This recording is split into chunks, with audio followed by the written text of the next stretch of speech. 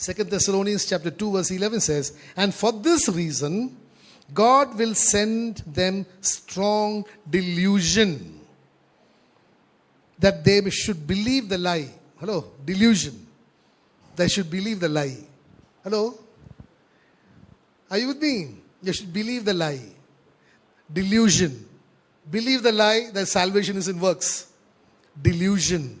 Because you're so rejecting free salvation by grace, God will send you a spirit of stupor, a spirit of error, that you will believe the lie to be correct. And once you believe the lie to be correct, what will you be doing? You will want to do the correct thing. Hello? Are you with me? You will want to always do the correct thing. That is why when you are religious, God will give you a spirit of stupor, that you will think that you are always doing the right thing and the correct thing, but you are going closer and closer to your damnation. Oh, are you with me? This is what we need to understand. When you reject God, when you reject Him totally, and you refuse to try and understand Him, then He will send a spirit of stupor. That is why you find so many people so zealous for God, but they just cannot understand the truth. Today we must pray. What is prayer? Book of Ephesians chapter 1 says that their eyes of their understanding may be enlightened, that they may be able to comprehend what is the glory that is to be revealed in them. What is the hope of their calling? Are you with me? All this is possible only when the eyes, the spiritual eyes are opened. Like the servant of Elisha. His eyes were opened and he saw the chariots of fire. Are you with me?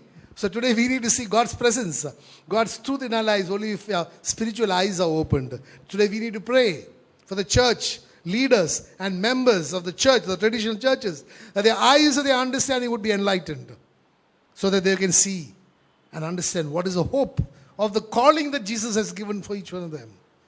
And also, what is the glory to be manifested? The glory will be manifested only when you believe. Hello? When you believe, God's glory is manifested. So what God has kept, the seed is there, waiting to burst forth and produce a harvest. Word says in the book of John chapter 1 verse 14, the word became flesh and dwelt amongst us, and we beheld the glory of the word. God is just waiting for the glory of the word which is sown in the heart of the believer to bloom forth and bear a harvest for the glory of the kingdom. Just waiting for that. Hallelujah. Again, the book of Habakkuk chapter 1 verse 5 says, look among the nations and watch, but utterly astounded. Be utterly astounded. For I will work a work in your days, which you would not believe, though it were told to you. Today, people, even if they hear, they are not willing to believe because they say it is impossible. No, that is not there. It is not possible. If you were to tell someone that you don't have to do anything, but salvation is free, many people just cannot accept it because they're running a big risk. They say, if it is not free, then what happens? My eternal life I'll spend in hell. Hello? Are you with me? They just cannot understand that salvation cannot be purchased. Salvation is a gift from God. The book of Isaiah chapter 29 verse 11 says, the whole vision has become as you like the words of a book that is sealed. See, I mean, beautiful. Huh? It says the whole vision has become to you like the words of a book that is sealed, which men deliver to one who is literate, saying, read this please. What does he reply? Fantastic reply. He says, I cannot, for it is sealed. Are you with me? The words of a book are given to him. And he says, I cannot read it because it is sealed. He is not willing to open. He is not willing to take the effort to open and take the effort to try and understand. Then next verse says, then the book is delivered to one who is illiterate, saying, read this please. And he says, I am not literate. So people find excuses, rightful excuses. First one is it is sealed. Second one is I am illiterate. So how can I read? But they don't understand one thing, that if at all they have a desire in their heart to understand God's word. God's word says in the book of John chapter 6 verse, I think it's 45, says everybody shall be taught by God. Are you with me? You just have to have a desire and God will teach you. The book of Isaiah chapter 29 verse 13 says, therefore the Lord said, inasmuch as the people draw near with their mouths and honor me with theirs, that is the mouth, but have removed their hearts far from me, and their fear toward me is taught by the commandment of men. So today you will find that people, they proclaim Jesus, they talk about Jesus, they sing about Jesus, they praise about Jesus, they do a lot of things about Jesus, but their heart is not there. Their heart is not at all there. That is why, again, Matthew 15, verse 8 says, these people draw near to me with their mouth and honor me with their lips, but their heart is far from me, and in vain they worship me, teaching as doctrines the commandments of men. Today I want to tell you, the law, the rules, the rites, the rituals and tradition has overtaken God's word. In the church, in religion, people will not disobey anything that man commands. Because God himself, Jesus himself, 2000 years ago, he's saying, and in vain they worship me, teaching as doctrines the commandments of men. That situation has not changed one bit today. Today, man is not even willing to read God's word, but he will lap up everything that comes from the authorities, whichever it is, and they will believe it. I think it's a big contradiction as gospel truth. Hello? They are not bothered about the gospel. They don't read the gospel, but they will believe man's commandment as gospel truth. Hello, are you with me? Hallelujah. Let's turn to the book of Colossians chapter 2, verses 22 and 23. Okay, we'll read from 21 onwards. Do not touch, do not taste, do not handle. What does the law say? Don't. Do. Hello? Law says all that. Don't do this, don't do this, don't do this. Do this, do this, do this. So, it says don't touch, don't taste, don't handle. Which all concern things which perish with the using, according to the commandments and doctrines of men. These things indeed have an appearance of wisdom. This is why I told you, the deception of religion. He says, these things indeed have an appearance of wisdom in self-imposed religion, false humility, and neglect of the body, but are of no value against the indulgence of the flesh. Religion, self-imposed religion, false humility, neglect of the body, fasting, they do this, penance, rolling around. There are a lot of people, now things to copy what other religions do. Rolling around. All those things they do. But the word says, but are of no value against the indulgence of the flesh. They live by the flesh. And the flesh overtakes everything that they do. Their whole life is centered around the flesh. It's satisfying the cravings of the flesh. The book of Ezekiel, chapter 33, verse 30 to 32. As for you, son of man, I'm talking about the typical nature of the religious man, whose heart is not with God, but outwardly religiosity has taken over and he does everything. Like you heard earlier, false religiosity. There is false humility. And there is the sacrifice of the body. It says, as for you, son of man, the children of your people are talking about you beside the walls and in the doors of the houses. And they speak to one another, everyone saying to his brother, please come and hear what the word is that comes. Word is that comes from the Lord. So they come to you as people do. They sit before you. Hello? This is what happens. They sit before you as my people. And they hear your words, but they do not do them. For with their mouth they show much love, but with their hearts they pursue their own gain. Indeed, you are to them as a very lovely song of one who has a pleasant voice and can play well on an instrument, for they hear your words, but they do not do them. This is the condition of many people in religion. They like to hear good worship, good word. And they say the experience was good, but the heart is not with God. Hello, are you with me? That is where you will find people who speak what pleases the ears of the people. There will be a lot of people. There will be a lot of, the music is good. The talks are good. The fellowship is good. But Jesus is in none of their hearts. Jesus is in none of their thoughts. Hallelujah. Therefore, verse 14 of Isaiah 29 says, therefore, behold, I will again do a marvelous work among this people, a marvelous work and a wonder, for the wisdom of their wise men shall perish, and the understanding of their prudent men shall be hidden. So, they will have their own wisdom, but it is not a wisdom that comes from God. It is not a counsel that comes from God. Again, James 4:14 says, whereas you do not know what will happen tomorrow, for what is your life? It is even a vapor that appears for a little time and then vanishes away. Today we need to understand very clearly that today is the day that we must connect up with God. Today is the day that you must take a decision to give your life to Jesus, so that, you are prepared any day for His coming. Because you give your heart. Because when you give your heart, you know God. Hello?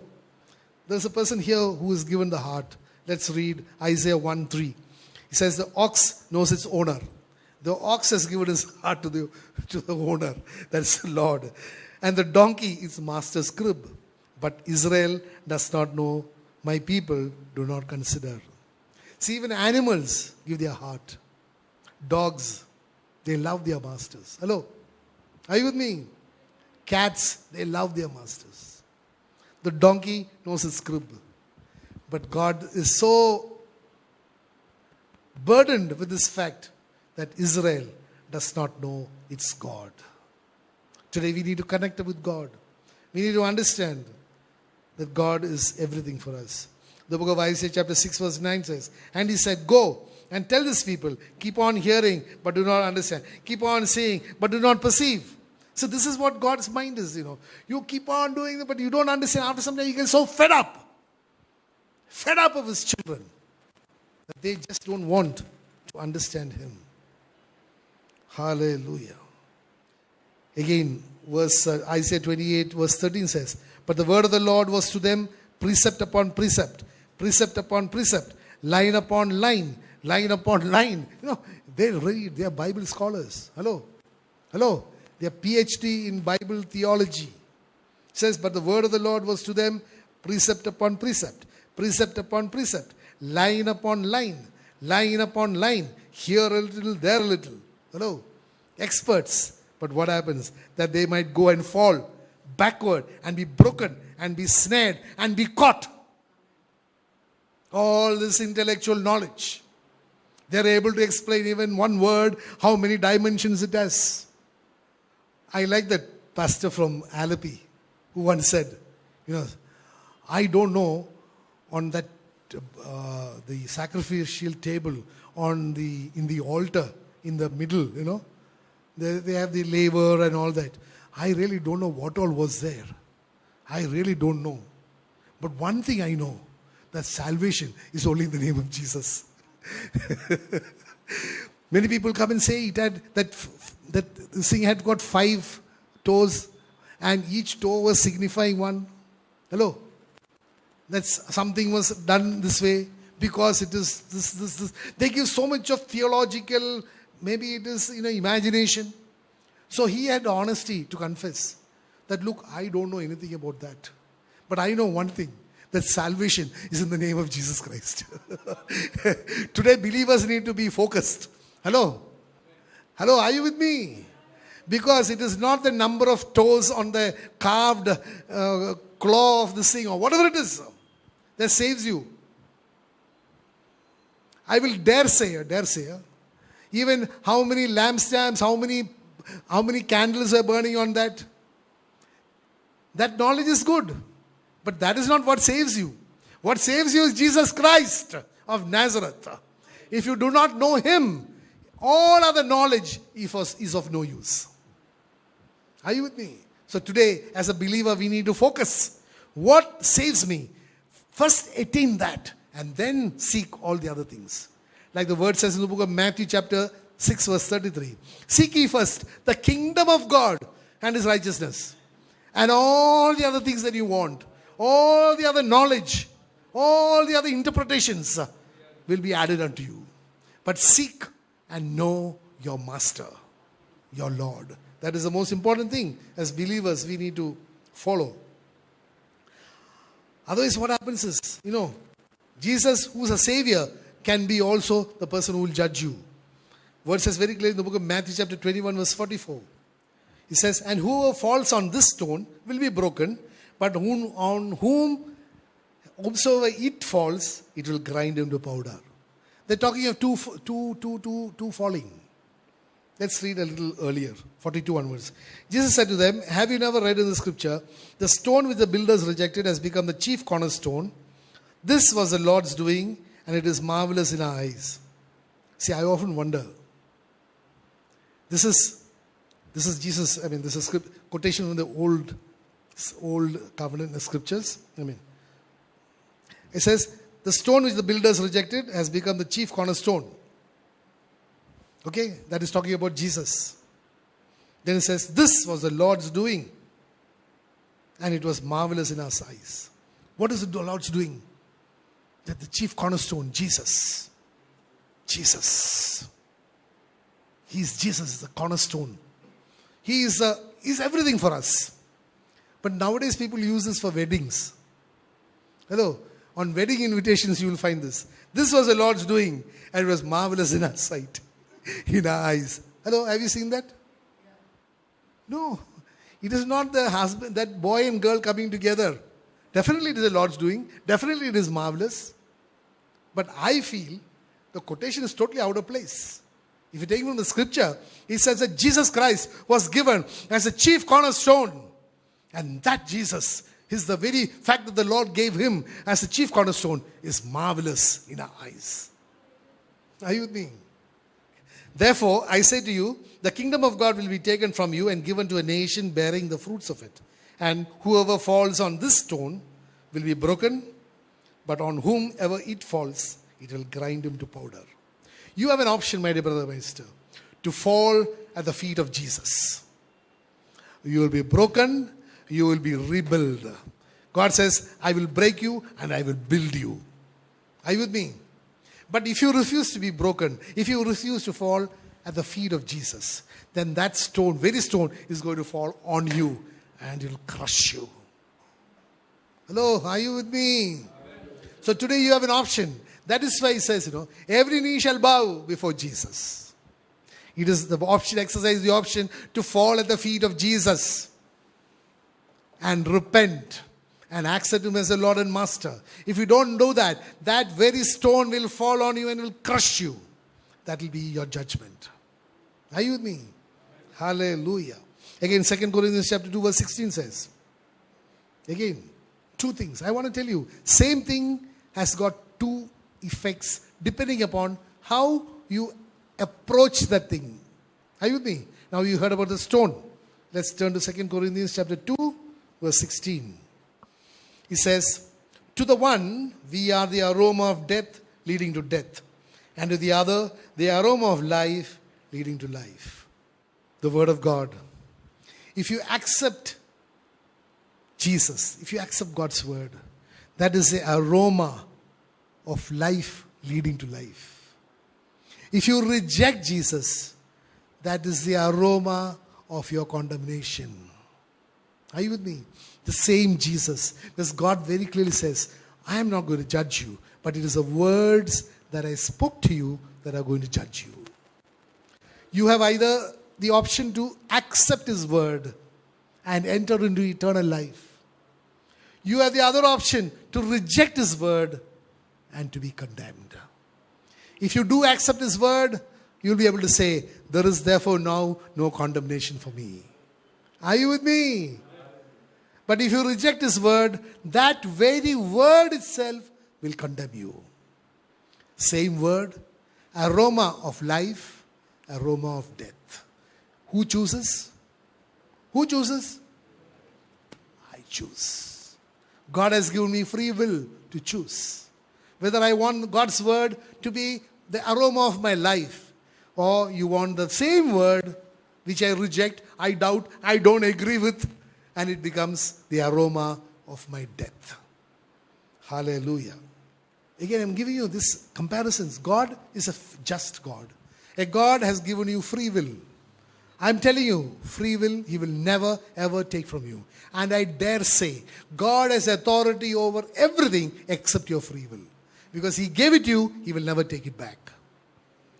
1 Peter 2, 7 and 8. He says, therefore, to you who believe, He is precious. But to those who are disobedient, the stone which the builders rejected has become the chief cornerstone, and a stone of stumbling and a rock of offense. Same Jesus. For you, He is precious. Say precious. Because He has given me eternal life. But to someone else, every word is an offense. Hello? He does not agree. It disturbs him. He loses his peace of mind. And it is a stumbling block. You can take your decision. Whether you want Jesus to be precious in your life, or whether you want Jesus to be the stumbling block on which you're going to fall. You're going to get crushed. Hallelujah. Again, 2 Peter chapter 3 verse 16. As also to all his epistles, speaking in them of these things, in which are some things hard to understand, which untaught and unstable people twist to their own destruction, as they do also the rest of the scriptures. So the word is very clearly saying, people twist the word. They do not understand. What is the qualification of those people? It's of untaught and unstable people twist the gospel to their own destruction, as they do all scripture. So today, you have to be very careful where you're going to listen to God's word. Who is speaking? Why I'm telling you is because many people speak God's word with a little bit of adulteration to suit the people, to suit the circumstance, so that they will get some benefit out of it. Not here. Not here. We preach the unadulterated word of God because we are not seeking any favor from man. We are seeking only the favor and the approval of God. Amen. And see, the attitude, after some time, the attitude of people. See, man's attitude becomes so, he becomes so intense. Like God says, that a blasphemy against a father, I will forgive you. Blasphemy against a son, I'll forgive you. Blasphemy against the Spirit, no.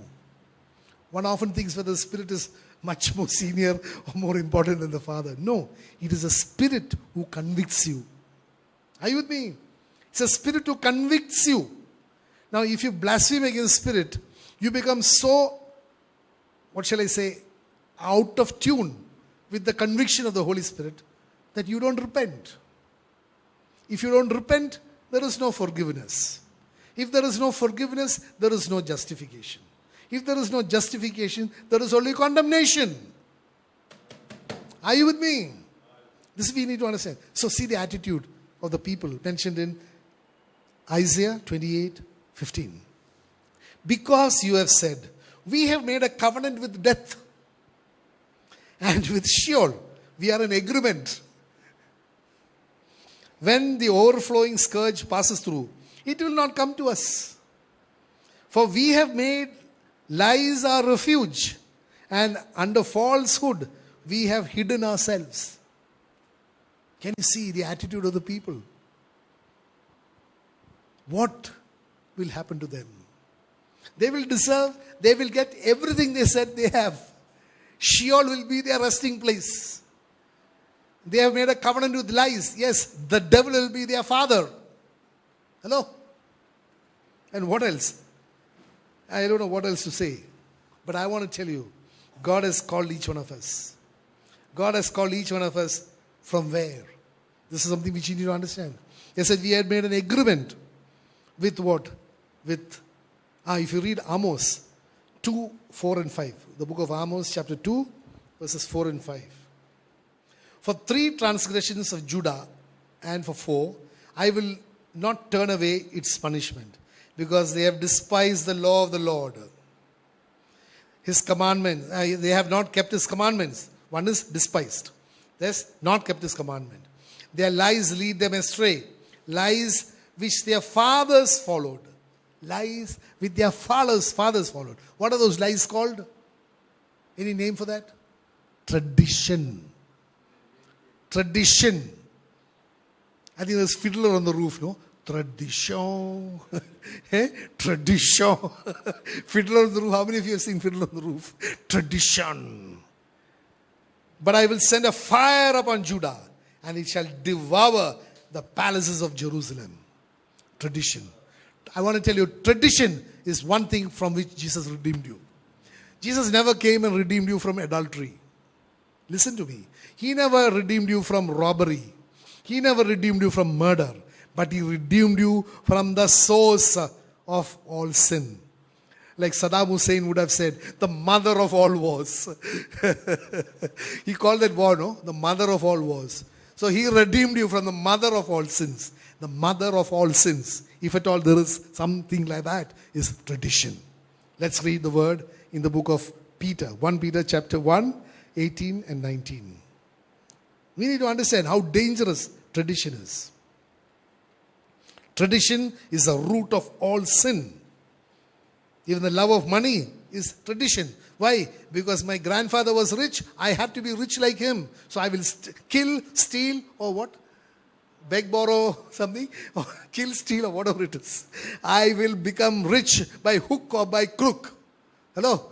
Because my fathers were rich, how can I be poor? Hello, I'm just saying the attitude. Huh? So what does 1 Peter 1, 18 and 19 say? Knowing that you were not redeemed with corruptible things like silver or gold from your aimless conduct received by tradition from your fathers. You were redeemed from the aimless conduct received from your fathers out of tradition. Today you go to anything, religion talks of tradition. We have been doing like this. Now they are bringing in, importing. Now, the whole economy, the world economy has changed. The world has become one marketplace. Now they are importing traditions from all religions. Hello? Hello? God's word says very clearly, you shall not even inquire as to how the people are worshipping into the land that I send you. But here they are importing all the traditions, as if the traditions they already are burdened with is not enough. Hello? As if the weight of their sin is not enough. They are importing. They are not exporting anything, because those people won't receive anything. You know something? There is only import, there is no export. And when you have only import and no export, your economy becomes bankrupt. Because you won't be able to pay for it. Hallelujah.